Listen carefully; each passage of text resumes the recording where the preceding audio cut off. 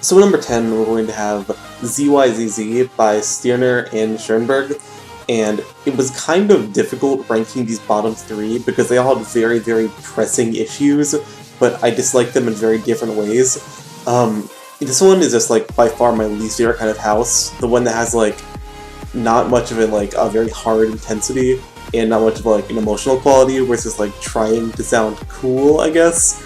And this is pretty big in like 2013 era, so it makes sense, but I really just can never get into it. So there's no huge like production or vocal flaws, it's just like very, very much not my cup of tea, and the amount I dislike it just because of myself is like more than any big flaws the next few have.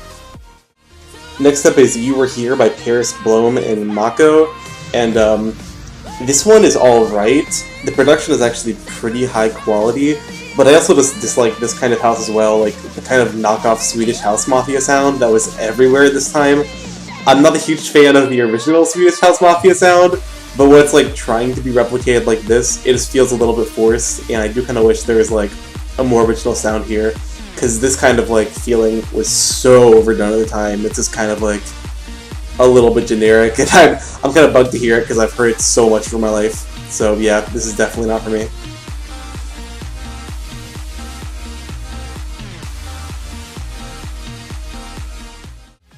Next up we have Carousel, Stay Awake, .exe remix, and this is the first one that's actually have like real flaws. I disliked this like the second I heard it because it starts with this really overwhelming sub bass, which sounds very like tacky and badly mixed, and the drop is just it's not good. It's .exe is a Monster Cat artist mainly, so yeah, I'm getting like bad Monster Cat dubstep flashbacks listening to this. I didn't think I could deal with that doing an NCS ranking, but it's just not very well made overall. I guess there's not much else I have to say, it's just bad dubstep. So I like it more than the other ones because I have hatred in my soul for them, but this one, it's alright. It's bad, but it's listenable.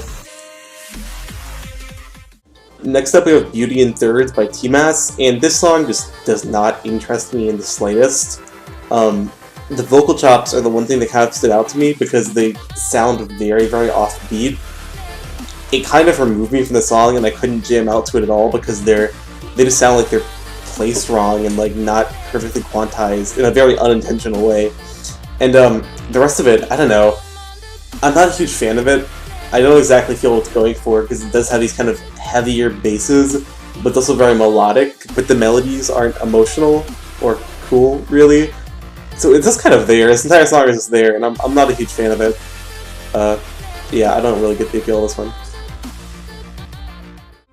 Next up we have A Single Step by SoundNet, and this one's fatal flaw is the mixing, by far. If it was better mixed, I wouldn't love it, but it would probably be closer to like a 6 to 7, because the like sound design here is actually quite good for the time, and the ideas presented like with the more orchestral segments and the vocals are just pretty well executed. So generally I enjoy this song, but the mixing just kills it because there's absolutely no bass in anything for some reason.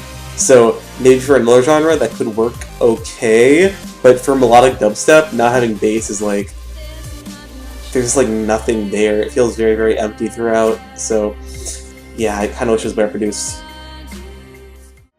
Next up we have Love Letters, Midas Remix, and it's okay chill out.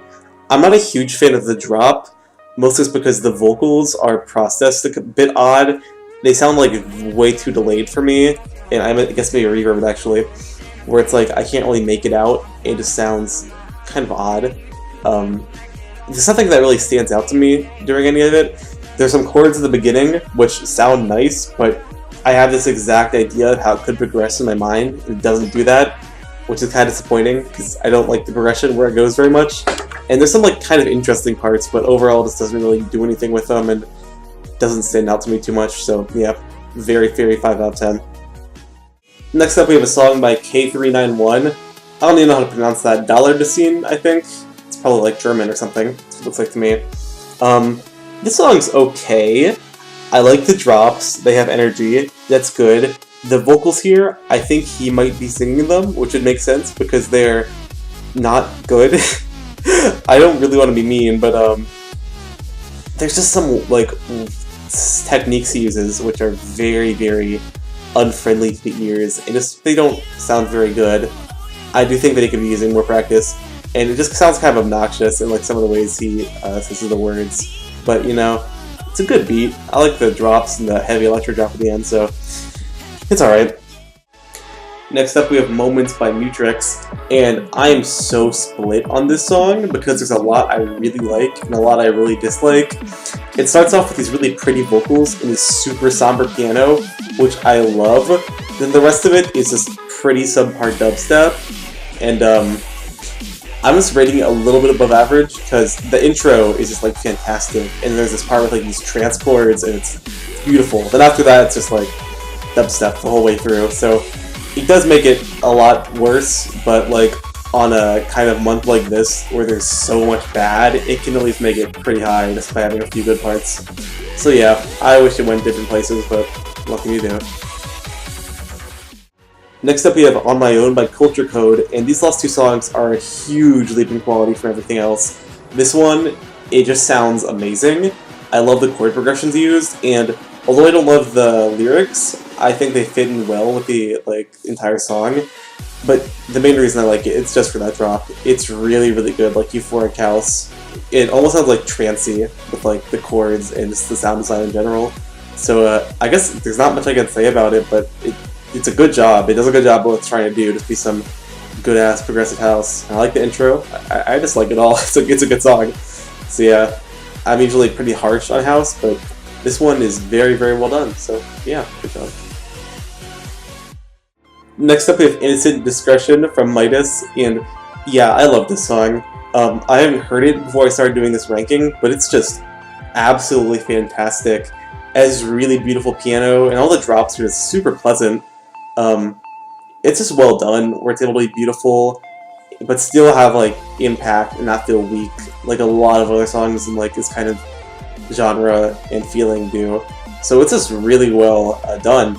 And for Midas, I knew he'd made great songs, but so far he's kind of disappointing to me, so it's great to see him like actually have a really big, well done song in his style. So yeah, I'm really happy with this one, and although there were a lot of bad ones in this list, it's worth it for this good boy, the last one.